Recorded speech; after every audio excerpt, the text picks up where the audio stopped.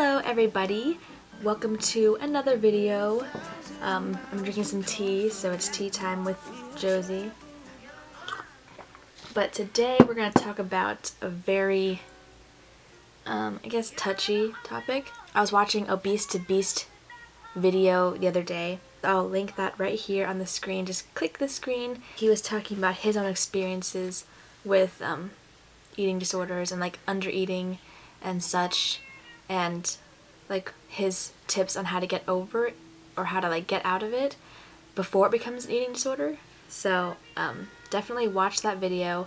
He has great tips, and I just wanted to share my experience on it and also give my tips from my perspective and on how I got over my I don't want to say it was an eating disorder. Like, I don't want to say I had like anorexia or orthorexia, which is the like obsession with not like with eating healthy foods or not eating any unhealthy foods, and then binge eating. But because I know that there are people who have those eating disorders, and those are like extreme eating disorders. So I'll just say under eating, healthy obsession, and overeating, just so I don't offend anybody. Just so that I don't offend anybody. When you first start out this lifestyle, you start getting obsessed with the changes, like full on dedicated. So when I first started, I went on the Fat Flush plan, where it was basically no carbs, literally like only protein and vegetables.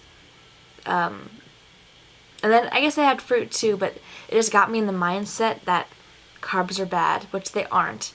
But it got me in the mindset of that. I did that plan for 2 weeks, and then once you come off of a plan of low carb, like once I started that diet, I got obsessed with food. Google or Pinterest recipes of food that I could have after the diet, donuts and all the things that I couldn't have because I was craving it so much. But I was like, oh, I can't wait to have it after I'm done.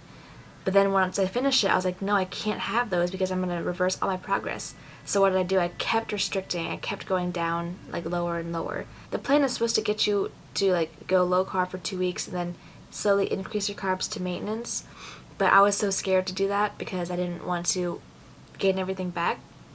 So I kept eating less and kept restricting, and I counted my calories, and anytime it went over 700, I would always freak out and be like, no, that's too much. Like, I have to eat below 700 calories a day. And so I did that for a very long time. And then I also started my Instagram account around that time. So I took a look back in my feed the other day, and I saw some of the foods that I was posting, and it was kind of like sad how much I was restricting myself. Like, let me show ya. And some of my low-calorie nut butter and stevia. My macros for the day: low-carb day successful. Ended with 48 grams of carbs. So that was 48 grams of carbs. Can you imagine? Like, a Quest bar has 20 grams of carbs, well, including fiber, but 48 grams of carbs for the whole day. That's what I was eating. Like, let me see if I can find an example of one of my fitness pals from back then. Okay, so I found one from July 2012. Okay. Fat was 43. Carbs was 48. And protein was 53. That day I had 705 calories. I had mushrooms, tomatoes, 2 eggs, onions and spinach, a slice of bread and almond butter, tuna, lettuce, half of a small avocado, an orange, and cucumbers. That's what I ate that day. I deleted a lot of pictures when I went through my feed that day because I was like, I don't want anyone to look back in my feed and see this and think that it's good to eat this little, so I deleted them. But what I have left, what I did leave left, like, I did take out a lot of the bad ones, but like, this is my typical meal, I guess, just veggies and eggs, and I would post these and they say a little snack, but sometimes it was actually a meal, but I would just say it was a snack. And yeah, I deleted a lot of the bad ones. When you see yourself losing weight or whatever, you want to keep it, so you keep what you've been doing, which is restriction and low calories, and that's bad. And then with this whole new lifestyle, I wanted to, know more and see how I can get skinnier. So I would Google and like flood my mind with all this information, like meal timing is bad, like you shouldn't have carbs by itself because then it'll lead to fat, or you shouldn't have carbs before bedtime because it'll lead to fat, or you can't eat fruit after a meal because it'll rot in your stomach, or you can't have dairy with something else because it doesn't work well in your belly. There's all these different things about like what not to combine and what to combine and all that stuff. I'd always follow those rules. Like I couldn't eat something without eating something else, or I couldn't eat this without not eating that, and it was just a mess. Like I was just bombarding my mind with all this information, and really it was just too much. And then all that restriction leads to overeating or binge eating because your body is just tired of, you know, being restricted of so much stuff that it's just like, give me this, I want this, I need it. And then once you get it, you just keep consuming it because you've starved your body for so long that it's like, I don't know when the next time I'm gonna get it is, so we gotta get it all in now, which is why we overeat if we've been restricting for a long time. So if you find yourself trying to get back on track and clean eat and restrict yourself very hard, and then you find that your cravings are crazy, it's because you're restricting so crazy. If you allow yourself treats every day, trust me, you will find yourself not craving as much or not wanting the urge to binge because you're allowing yourself treats every day. I read a post on Instagram a long time ago. It was talking about why competitors tend to overeat after competition. It's because like your body's been in starvation for so long, it needs to replenish itself. It needs to eat something, and then of course like we always go to junk food first because it's just there and it's the most tasty and all that stuff. But really, like, your body's not meant to be in a starving state. It's supposed to be healthy and well fed, and that's why depriving yourself can lead to overeating, binging, all that stuff. Orthorexia, I was afraid to eat anything bad. You know, again, this brings in the whole meal timing as well.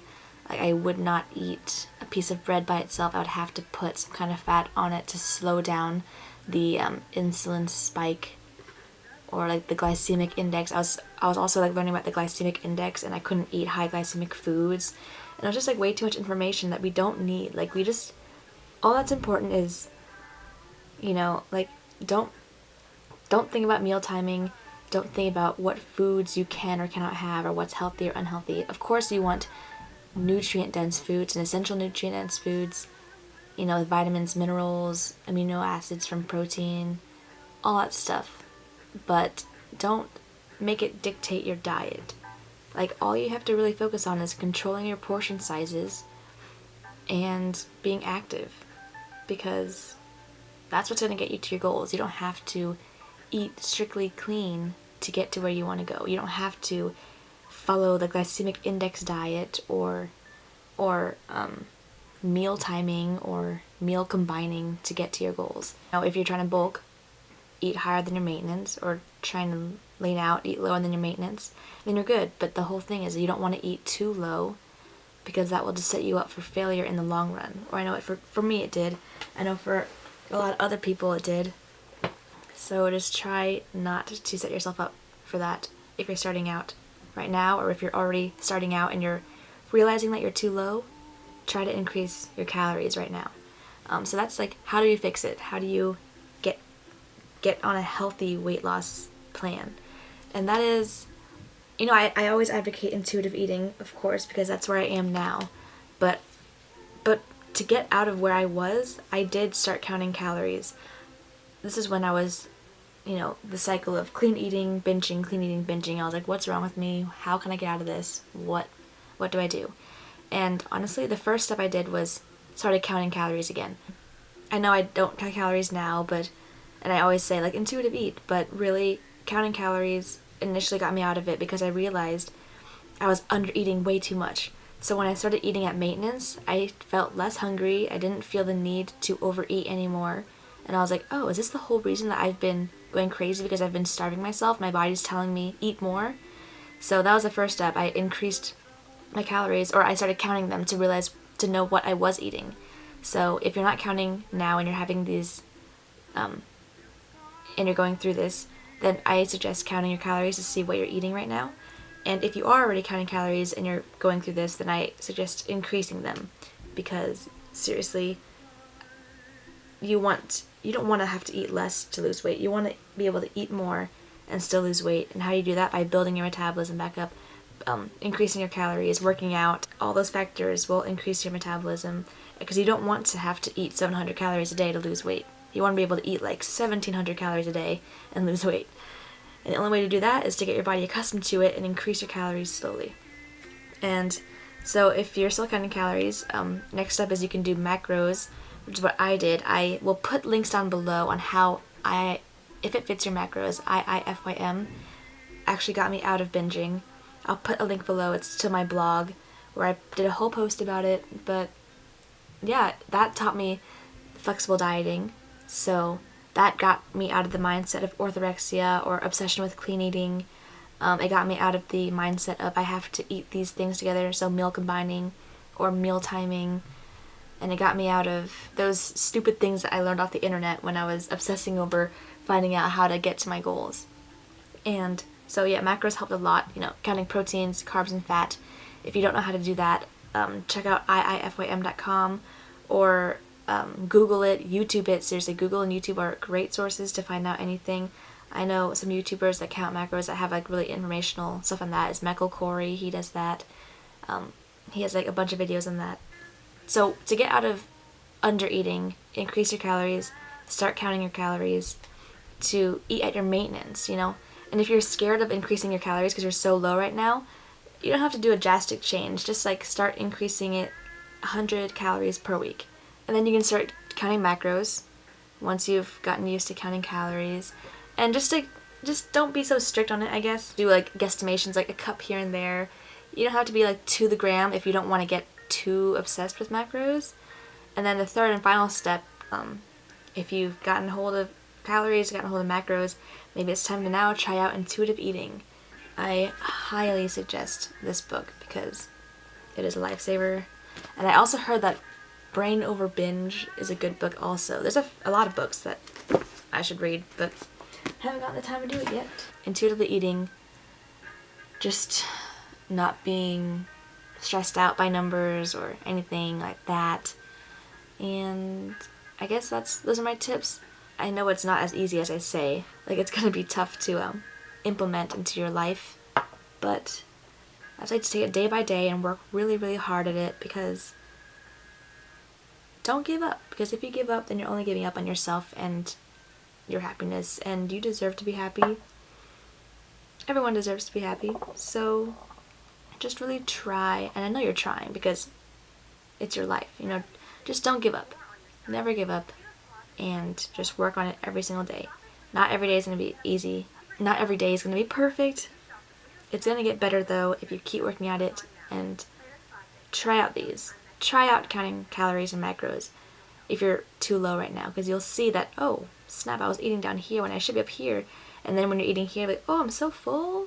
I feel so good. No need to binge. I've given this example before, but if you're scared of increasing calories because you don't want to gain weight, but you're having that cycle of like clean eating, binging, it's actually better in the long run to increase your calories.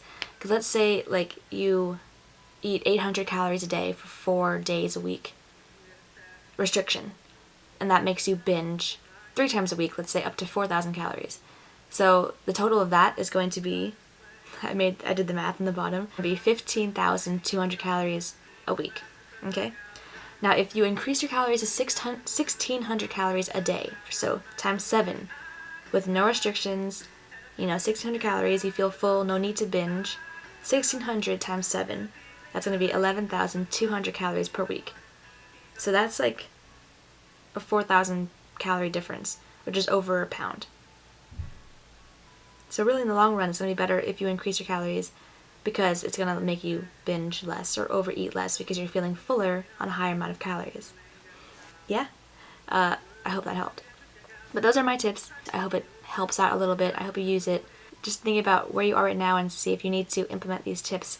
Because again, don't set yourself up for failure in the long run. Like, although it seems good right now that you're losing weight and you're like, oh yeah, I'm just going to keep going, I'm going to keep it low, keep restricting because I'm almost at my goal, I just want to go further and further, and just keep restricting and keep eating very little. Like, yeah, sure, it's working now, but how do you think it's gonna work like in the year or 2 years. Not maintainable. It's probably going to rebound and you're going to gain back more weight. So I would just start increasing now. Just go for it. Go for it because you want sustainable, maintainable lifestyle. And that's not maintainable. If you liked it or enjoyed the video or the information, go ahead and thumbs it up so I can spread it around and give these tips to other people. And definitely check out Obese to Beast because that's also a good video. That's what inspired me to make this video. Comment below your opinions on this, what's worked for you, what hasn't worked for you, and maybe other people that are watching this can see the comments and be like, oh, that's a really great comment. So not only commenting to me, but you're commenting to other people that watch this video. And subscribe if you're not already to see any future videos that come out. And thank you again so much for watching, and I will see you all in the next video. We're 1,000 miles from comfort. We have traveled